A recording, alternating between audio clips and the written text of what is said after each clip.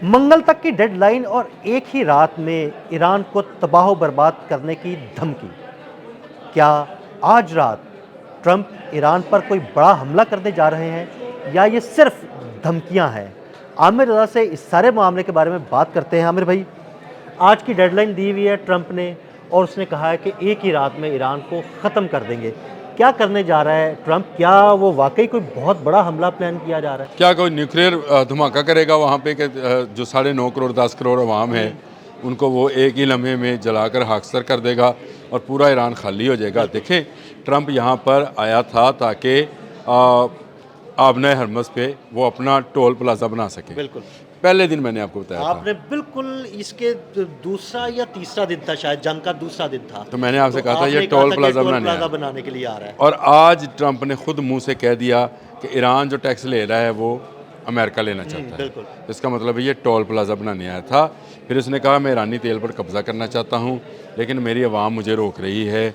अब ये कह रहा है मैं एक रात में इसको नीस्तो नबूद कर। देखें, अगर ईरान को एक रात में आप नीस्तो नबूद कर सकते होते, चले यहाँ कब्जा ही कर सकते होते, तो फिर आपको ये 39 रोज़ा जंग नहीं लड़नी पड़ती। सही बात है। आपको अपने सैकड़ों फौजी मरवाना ना पड़ते, आपको यहूदियों को जहन्नम वासल होते ना देखते।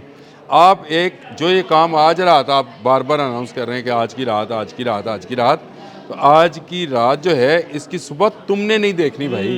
बिल्कुल। ये अगर रात आज की रात हुई तो इसकी सुबह डोनाल्ड ट्रंप नहीं देखेगा। ये मैं आपको यकीन के साथ बता रहा हूँ। डोनाल्ड ट्रंप ने ये एक गिदर बपकी फिर दोबारा दी है। कभी ये कहता है कि 48 घंटे के लिए जंग बंद कर दें, कभी कहता है कि ये 48 घंटों की जंग बंदी पे भी मेरे से आप शर्त लगा लें। ये सिर्फ इसलिए था ताकि ये जो इस्फहान में ऑपरेशन करना चाहते थे इनकी न्यूक्लियर साइट के ऊपर, ये उसके लिए जंग बंदी मांग रहे थे ताकि जहाज़ों को आराम से उतारा जा सके और रात के अंधेरे में उतारे और उसके बाद वहाँ से सारा यूरेनियम लेकर चोरी कर लें। चलो, ईरान ने वो नहीं मानी। उसके बाद इसने कहा कि मेरा ईरानी लोगों के साथ राब्ते में हूँ, मैं उनके साथ मुज़ाकरात कर रहा हूँ। फिर 48 घंटे की एक और जंग बंदी की आई, फिर इसने 5 दिन की मोहलत दी, उसके बाद 10 दिन की मोहलत दी और अब ये 48 घंटे की मोहलत जो है आज कल सुबह 5 या 6 बजे पाकिस्तानी स्टैंडर्ड टाइम के मुताबिक ख़त्म होने जा रही है, जिस पर ये बार बार धमकी लगा रहा है। तो ये सिर्फ एक धमकी है। ईरान ने इसका बड़ा जो है बयान दिया है, इसको करारा जवाब, मैं ये कहूँगा थप्पड़ मारा इसके मुंह के ऊपर कि जो तुम करना चाहते हो करो, लेकिन उसके बाद जो ईरान करेगा वो किसी के वहम गुमान में नहीं है। ईरान अगर मैंने आपको मैं अभी तस्वीर भी भेजता हूँ। मुश्तबा हामनाई की वीडियो आपने देखी है? जी बिल्कुल देखी है, बिल्कुल। वो वीडियो कल सामने आई है। उस वीडियो के अंदर जो नोटेबल चीज़ थी ना, वो बहुत कम लोगों ने नोट की। वो नोटेबल चीज़ ये है कि वो जो सामने वाइट बोर्ड लगा है उस पर दमूना का नक्शा लगा हुआ है। बिल्कुल। न्यूक्लियर साइट का नक्शा है। वो मैं तस्वीर भेज देता हूँ आपको। ये दमूना का नक्शा जो है ये इस बात की निशानदेही है कि भाई तेरा हमला जो है ये इसका जवाब दमूना में दिया जाएगा। बिल्कुल। फिर जब ताबकारी फैलेगी तो जो थोड़े से यहूदी इस वक्त भी दुनिया में बाकी बचे हैं वो गए।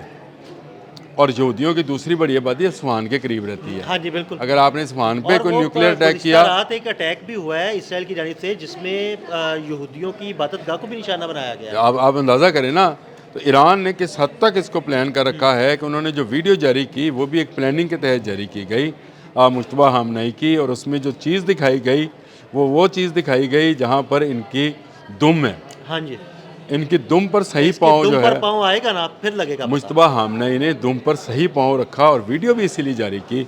अगर मैंने नोट की, आपने नोट की, तो क्या अमेरिकन और यहूदियों ने नोट नहीं किया कि ये कौन सा नक्शा है जहाँ सारे जनरल्स बैठकर एक चीज़ को फोकस कर रहे हैं? तो ये जो आज रात का हमला और ये रात को आखिरी रात होगी, इसकी जो सुबह है वो डोनाल्ड ट्रंप नहीं देखेगा। मैंने इसलिए आपसे कहा है अगर ये हमला होता है तो ये इनके ख़िलाफ़ एक इतना बड़ा एविडेंस होगा कि ईरान को मौका मिल जाएगा कि वो इज़राइल के अंदर उसकी वो साइट जो कि एक वाहिद न्यूक्लियर साइट है उसको तबाह बर्बाद कर दे। यूरेनियम फैलता है तो फैले, कहीं जाता है तो जाए।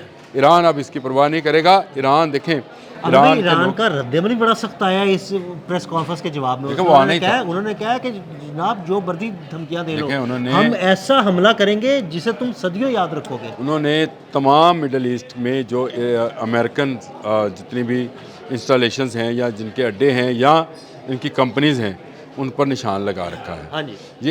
ये ऐसा हमला मार्क कर नहीं दिया। होगा कि ये 4 मिसाइल आ गए, 2 मिसाइल आ गए, ये सैकड़ों मिसाइल ये फिर ऑटोमेटिकली स्वाम अटैक होगा। स्वाम अटैक होगा और ये ऑटोमेटिकली होगा। ये सिर्फ एक जगह से नहीं होगा, ये मुहासरा करके होगा। हौज़ी अपने रॉकेट्स बरसा रहे होंगे, हिजबुल्लाह अपने रॉकेट्स बरसा रहा होगा, ईरान अपने मिसाइल्स और क्लस्टर बॉम्ब्स बरसा रहा होगा। ये एक ऐसी मिसाइल्स की बारिश होगी जिसमें इजराइल नीस्तो नबूद हो जाएगा। ईरान की इतनी बड़ी आबादी को आप नीस्तो नबूद नहीं कर पाते हैं, नहीं कर सकते हैं। ये आपकी गलत फहमी या खुश फहमी है। ना कोई ऐसा कोई न्यूक्लियर वॉरहेड आपके पास इस वक्त इस काबिल है कि वो यहाँ पर गिराया जाए। देखिए अमेरिका सिर्फ धमका कर डरा कर ये चाहता है कि किसी तरह ईरान टेबल पर आकर मुज़ाकरात में कुछ उसकी शराइत मान ले। ये जंगी हिकमत अमली है। अब ईरान ने इनकार कर दिया। ईरान जिन शराइत पर लाना चाहता है अमेरिका को, अमेरिका उस शराइत पर नहीं आ रहा है। मामला चल रहा है। अभी मैं रशियन वज़ीर ख़ारजा का बयान जो है वो देख रहा था, तो उन्होंने कहा कि हमारे लिए बड़ा खुशाइंद है कि पाकिस्तान, तुर्किया और जो चीन है वो मुज़ाकरात कर रहे हैं। बेहतर ये है कि ये न्यूक्लियर वार के बजाय मुज़ाकरात की तरफ चले जाएं। बिल्कुल ठीक बयान तो ये है। जाना मुज़ाकरात की तरफ है, लेकिन अगर न्यूक्लियर वार की तरफ गए तो फिर रशिया और चीन भी शामिल हो जाएंगे। तो ये एक और नया सिलसिला जो है या एक और नया पंडोरा बॉक्स जो है खुल जाएगा। मेरा अपना ज़ाती ख्याल है, ये धमकी है कि आज रात जो कुछ होने वाला है, और अब मैं सुबह दिखाऊंगा, हमले ज़रूर होंगे और हमले रुके नहीं हैं। वो तो रुके नहीं है, वो तो पिछले 35 अभी पारस पेट्रोकेमिकल्स प्लांट पर हमला हुआ, ईरान के अंदर ही हुआ है ना जी। करज के अंदर हमला हुआ है। बो शहर पर दोबारा इन्होंने हमला किया है। तो इसका मतलब ये हमले तो जारी हैं।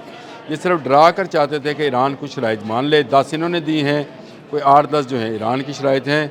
ये ले दे के मामला पाकिस्तान को ही हल कराना है।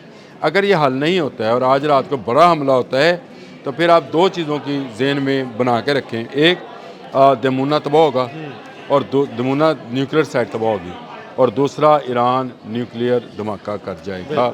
और इसी जंग के दौरान फिर कोई मुल्क उसको रोकने वाला नहीं होगा, ना कौम मुत्तहिदा रोकने वाली होगी, ना कोई वीटो करने के काबिल। जब आप धमाका कर लेते हैं तो फिर आप डिक्लेयर्ड न्यूक्लियर पावर बन जाते हैं। फिर आपके लिए ये ज़रूरी नहीं है कि आप लिख कर दें कि मैं किसी पर हमला नहीं करूँगा, जैसे हमने भी नहीं लिख कर दिया। बिल्कुल ऐसे। तो आप जो है फिर जंग के दौरान फिर आप इस्तेमाल कर सकते हैं। तो ये एक खौफ है, मेरे अपने लिए खौफ है कि दोनों चीज़ें जो हैं, ये अमेरिका डोनाल्ड ट्रंप जो है ये इस हमाकत और बेवकूफ़ी का मुजाहरा ना करे कि वो हमला करे। इसका ऐसा हमला जो ईरान को मौका फराहम करे कि वो दमूना को हमेशा हमेशा के लिए निस्तो नबूद कर दें। देखें, एक वीडियो एक ऐसे वक्त पर जारी की गई है जिसमें मुज्तबा खामनेई जाते हुए दमूना का नक्शा देख रहे हैं। मैं इसको खुली वार्निंग समझता हूँ। इसराइल के लिए वार्निंग है। अगर इसराइल का दमूना का जो न्यूक्लियर वो है साइट है, अगर वो तबाह होती है तो आप समझे कि पूरा इसराइल, जो कि एक छोटा सा मुल्क है और चंद लाख की आबादी है, वो सारी की सारी जो है ताबकारी हो जी और मर जाएंगे। एटमी धमाका करने की भी ज़रूरत नहीं पड़ेगी। ये इनके अंदर मौजूद जो मवाद है वही निकल कर इनको मार देगा। तो मेरा ख्याल है डोनाल्ड ट्रंप को ये तमाम पहलू सोच कर कोई फ़ैसला करना चाहिए था। हाँ, अखबारी बयानात और प्रेस कॉन्फ्रेंस में ऐसी धमकियाँ तरियाँ जंग के दौरान लगाई जाती हैं। इस तरह के बेवकूफ़ पहले भी बहुत आए हैं, कई आए कई गए डोनाल्ड ट्रंप जैसे लोग। लेकिन ये धमकियाँ अगर धमकियाँ ही रहें तो बेहतर है। अगर हमला हुआ तो ईरान उसका बहुत ज़बरदस्त जवाब देने वाला। बहुत शुक्रिया आमिर भाई। आमिर भाई ने तफसील के साथ इस सारे मामले पर रोशनी डाली। मज़ीद अपडेट्स के लिए हमें फॉलो करते रहें। अदील अहमद और आमिर रज़ा को इजाज़त दीजिएगा। अल्लाह हाफ़िज़।